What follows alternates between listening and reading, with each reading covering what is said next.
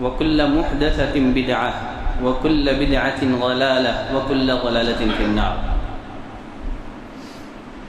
ہر قسم کی تعریف، بزرگی، بڑائی اللہ وحدہ لا شریک کے لیے لائق اور زیبا ہے، جو اس ساری کائنات کا خالق، مالک، رازق اور ہماری ہر قسم کی عبادتوں کا تنہا مستحق ہے۔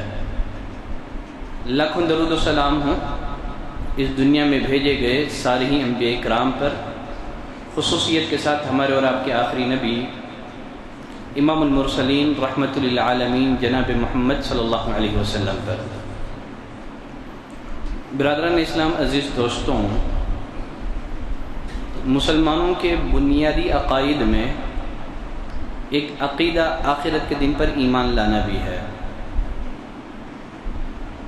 آخرت کے دن پر ایمان لائے بغیر کوئی مسلمان نہیں بن سکتا۔ قیامت کب آئے گی، آخرت کب آئے گی، اس کا علم اللہ نے لوگوں سے مخفی رکھا ہے۔ کوئی یہ دعویٰ نہیں کر سکتا کہ قیامت کب آئے گی۔ ہاں، نبی کریم صلی اللہ علیہ وسلم نے احادیث میں قیامت کی بہت ساری نشانیاں بتائی ہیں، علامات بتائی ہیں جو قرب قیامت پر دلالت کرتی ہیں۔ قیامت کی ان علامات میں سے ایک فکر انگیز علامت علم کا اٹھ جانا بھی ہے۔ علم کا اٹھ جانا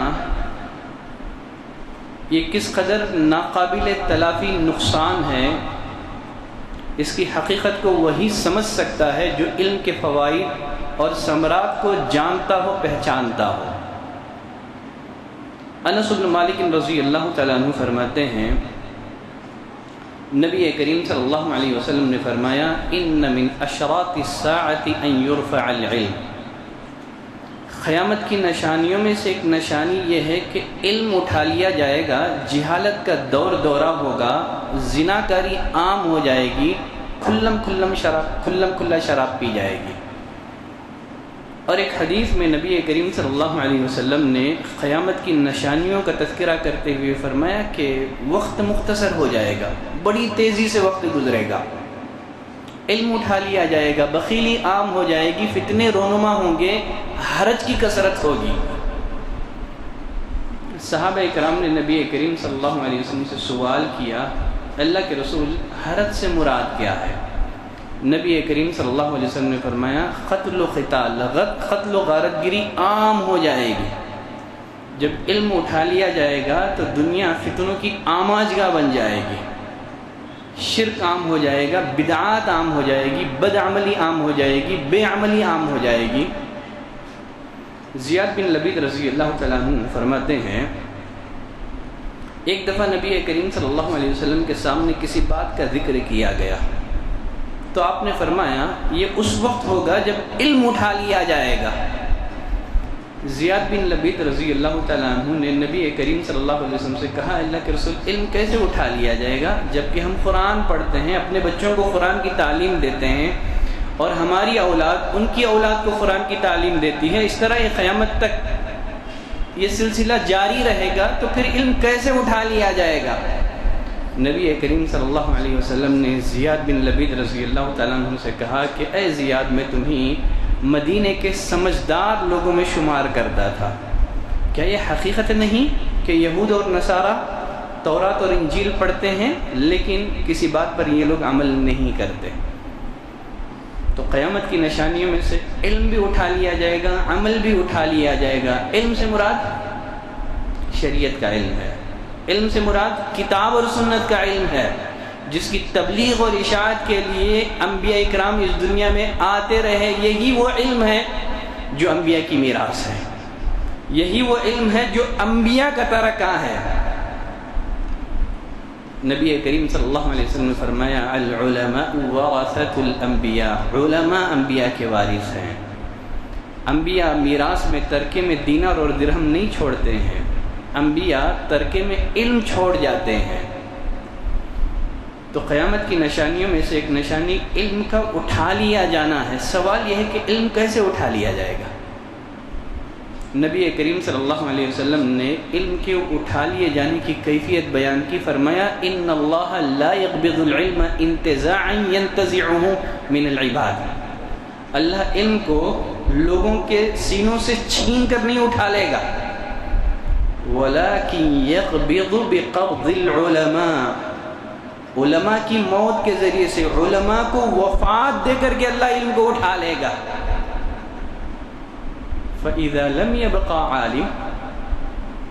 جب روئے زمین پر عالم نہ رہیں، جب علماء نہ رہیں، اتخذ الناس رؤوسا جہالا. لوگ جاہلوں کو پیشوا بنا لیں گے، ان سے سوال ہوگا. فَأَفْتَوْا بِغَيْرِ عِلْمٍ فَضَلُّوا وَأَضَلُّوا. بلا علم کے فتویٰ دیں گے، خود بھی گمراہ ہوں گے اور لوگوں کو بھی گمراہ کریں گے. تو علم کا اٹھا لیا جانا یہ ہے کہ اللہ علماء کو اٹھا لے گا. زید بن ثابت رضی اللہ تعالیٰ عنہ کا جب انتقال ہوا، جب ان کی وفات ہوئی، عبداللہ بن عباس رضی اللہ تعالیٰ عنہ نے کہا یہی ہے علم کا اٹھا لیا جانا. آج بہت سارا علم دفن کر دیا گیا. آج علم کا ایک بہت بڑا خزانہ دفن کر دیا گیا. پچھلے کچھ ماہ سے علماء بکثرت دنیا سے رخصت ہوتے جا رہے ہیں. علماء کا دنیا سے اتنی کثرت کے ساتھ رخصت ہونا یہ کوئی بے فکری کی بات نہیں ہے. یہ کسی بڑے فتنے کا، یہ کسی بڑے طوفان کا پیش خیمہ ہو سکتا ہے. اس لیے کہ علماء کا وجود ملک کے لیے، شہر کے لیے راحت اور برکت کا سبب ہے. علماء کا وجود ملک کے لیے، شہر کے لیے امن کا باعث ہے. جب علماء دنیا سے رخصت ہو جائیں گے تو فتنے رونما ہوں گے. تو در حقیقت علماء کا دنیا سے رخصت ہونا یہ کسی بڑے طوفان کا پیش خیمہ ہے، یہ کسی بڑے فتنے کا پیش خیمہ ہے. علماء کی وفات سے فتنوں کا دروازہ اوپن ہو جاتا ہے. حذیفہ بن یمان رضی اللہ تعالیٰ عنہ فرماتے ہیں ایک دفعہ ہم لوگ عمر بن الخطاب رضی اللہ تعالیٰ عنہ کی خدمت میں تشریف فرما تھے. عمر بن الخطاب رضی اللہ تعالیٰ عنہ نے کہا تم میں سے کون نبی کریم صلی اللہ علیہ وسلم کی وہ حدیث بیان کرے گا جو آپ نے فتنوں سے متعلق کہی ہے، جو آپ نے فتنوں سے متعلق ارشاد فرمائی ہے؟ حذیفہ بن یمان رضی اللہ تعالیٰ عنہ کہتے ہیں میں نے کہا امیر المومنین میں آپ کو فتنوں سے متعلق حدیث سناؤں گا. عمر بن الخطاب رضی اللہ تعالیٰ عنہ نے فرمایا تم بڑے دلیر آدمی ہو، حدیث بیان کرو. چنانچہ حذیفہ بن یمان رضی اللہ تعالیٰ عنہ نے حدیث بیان کی. میں نے نبی کریم صلی اللہ علیہ وسلم کو فرماتے ہوئے سنا آدمی کی آزمائش اس کے اہل و عیال سے متعلق ہے، اس کے نفس سے متعلق ہے، اس کے مال اور اس کے پڑوسیوں سے متعلق ہے. نماز، روزہ، زکوٰۃ، امر بالمعروف و نہی عن المنکر اس کے سارے گناہوں کا کفارہ ہو جائے گا. عمر بن الخطاب رضی اللہ تعالیٰ عنہ یہ حدیث سننے کے بعد حذیفہ بن یمان رضی اللہ تعالیٰ عنہ سے کہا کہ میں تم سے اس فتنے سے متعلق حدیث کا سوال نہیں کر رہا ہوں، میں تمہیں کسی بڑے فتنے سے متعلق حدیث کا سوال کر رہا ہوں جو سمندر کے موجوں کی طرح جوش مار رہے ہوں گے. اس فتنوں سے متعلق تمہارے پاس نبی کریم صلی اللہ علیہ وسلم کی کوئی حدیث ہو تو بیان کرو. حذیفہ بن یمان رضی اللہ تعالیٰ عنہ نے امیر المومنین عمر بن الخطاب رضی اللہ تعالیٰ عنہ سے کہا آپ کو ان فتنوں کا کیا لینا ہے؟ آپ کیوں ان فتنوں سے متعلق حدیث دریافت کر رہے ہیں؟ اس لیے کہ آپ کے اور فتنوں کے درمیان ایک بند دروازہ ہے. عمر بن الخطاب رضی اللہ تعالیٰ عنہ نے پوچھا کہ یہ دروازہ کھولا جائے گا کہ توڑا جائے گا؟ حذیفہ بن یمان نے کہا کہ یہ دروازہ توڑ دیا جائے گا. تو غرض عمر رضی اللہ تعالیٰ عنہ کی جب شہادت ہوئی ایک فتنوں کا نہ تھمنے والا سلسلہ شروع ہو گیا. دروازے سے مراد کون ہے؟ خود عمر بن الخطاب رضی اللہ تعالیٰ عنہ کی شخصیت. یقیناً عمر بن الخطاب رضی اللہ تعالیٰ عنہ کا شمار علماء صحابہ میں ہوتا تھا. جب عمر بن الخطاب رضی اللہ تعالیٰ عنہ شہید کر دیے گئے تو فتنوں کا دروازہ اوپن ہو گیا. اسی طرح جب علماء دنیا سے رخصت ہوتے ہیں، جب علماء دنیا سے چلے جاتے ہیں تو فتنوں کا دروازہ اوپن ہو جاتا ہے. معاشرے میں قتل و قتال عام ہو جاتا ہے، معاشرے میں شرک بدعات عام ہو جاتے ہیں۔ سعید بن جبیر رحمۃ اللہ علیہ سے سوال کیا گیا، لوگوں کی ہلاکت اور بربادی کی نشانی کیا ہے؟ سعید بن جبیر رحمۃ اللہ علیہ نے کہا کہ لوگوں کی ہلاکت اور بربادی کی نشانی یہ ہے کہ ان کے علماء رخصت ہو جائیں۔ جب علماء رخصت ہو جائیں تو یہ قوم کی ہلاکت اور بربادی کی نشانی ہے۔ تو یقیناً علماء کی وفات کے ذریعے سے اس امت پر جو فتنے رونما ہونے والے ہیں، اللہ سے دعا کرتے ہیں کہ پروردگارا تو امت مسلمہ کی ان فتنوں سے حفاظت فرما، ہمیں دین پر قائم اور دائم رکھ۔ سبحانک اللہم و بحمدک، اشہد ان لا الہ الا انت، استغفرک و اتوب الیک۔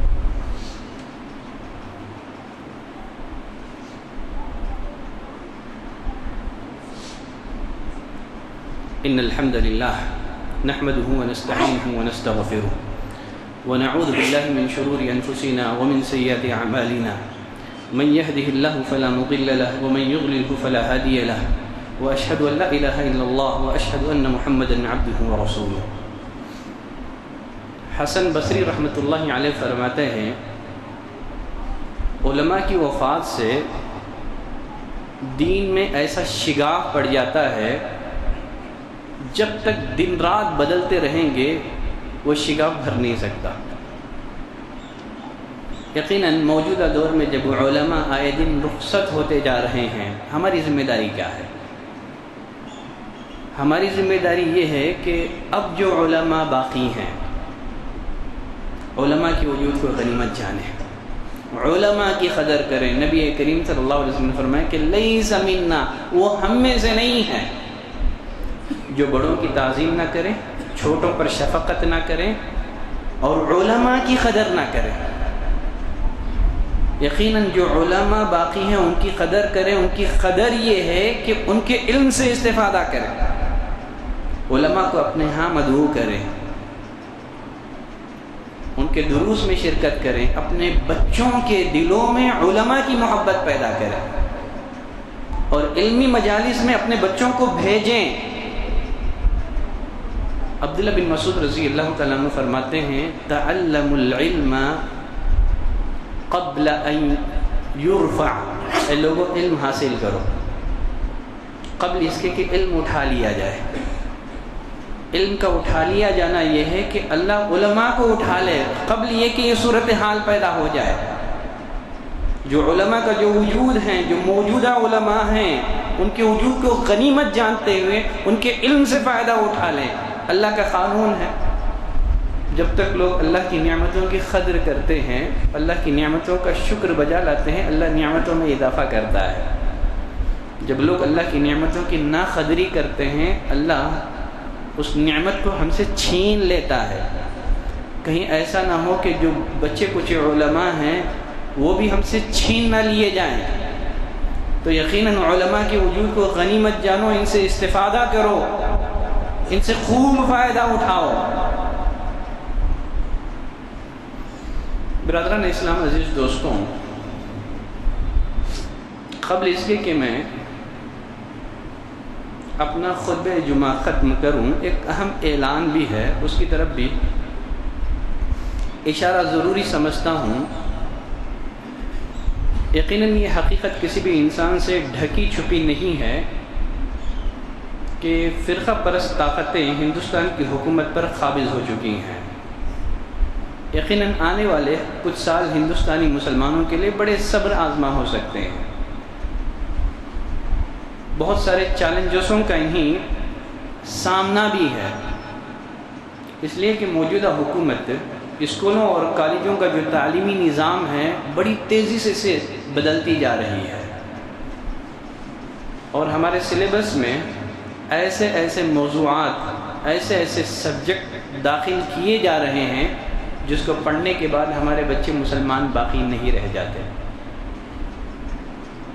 اگر وقت کے رہتے ہوئے اگر ہم نے صحیح قدم نہ اٹھایا، اگر ہم نے ہوش کے ناخن نہیں لیے، اگر ہم نے صحیح پلاننگ نہیں کی، اگر ہم نے صحیح منصوبہ بندی نہیں کی، ہم نے اپنی اولاد کے بارے میں، اپنے آنے والی نسل کے بارے میں ہم نے غور و فکر نہیں کیا، تو یقیناً ہمارے آنے والی نسل مرتد ہو جائے گی، بے دین ہو جائے گی۔ یہ جو موجودہ حالات ہیں، اس تناظر میں ہماری ذمہ داریاں کیا ہیں؟ ان تناظر میں ہماری سب سے پہلی ذمہ داری یہ ہے کہ ہر انسان کو چاہیے، والدین کو چاہیے کہ وہ حقیقی مسلمان بنے، وہ خود نمازی بنے، بچوں کے لیے سب سے بہترین آئیڈل اور نمونہ بنے۔ یہ ہر انسان کی انفرادی ذمہ داری ہے۔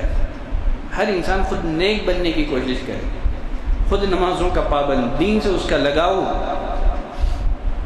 تاکہ اولاد کے لیے وہ بہترین آئیڈل اور نمونہ بن سکے۔ اور دوسری ذمہ داری اس موقع پر والدین کی یہ ہے کہ اپنے اولاد کی صحیح دینی تربیت کرے، دینی بنیادوں پر ان کی تربیت کرے، بچوں کے دلوں میں اللہ کی محبت، صحیح اسلامی عقیدہ، شرک سے نفرت، کفر سے بغض ان کے دلوں میں پیدا کرے۔ اور پھر اسی طرح سے ان حالات کے چلتے ایک اہم ذمہ داری ہماری یہ ہے کہ ہم اپنے بچوں کو مساجد سے جوڑیں، اور مساجد میں جو مکاتب ہیں اپنے بچوں کو ان مکاتب سے وابستہ کریں، اس لیے کہ مکاتب کا ہی وہ نظام ہے جس سے جوڑ کر کے ہم یہ جو فتنہ ارتداد ہے اس کا مقابلہ کر سکتے ہیں۔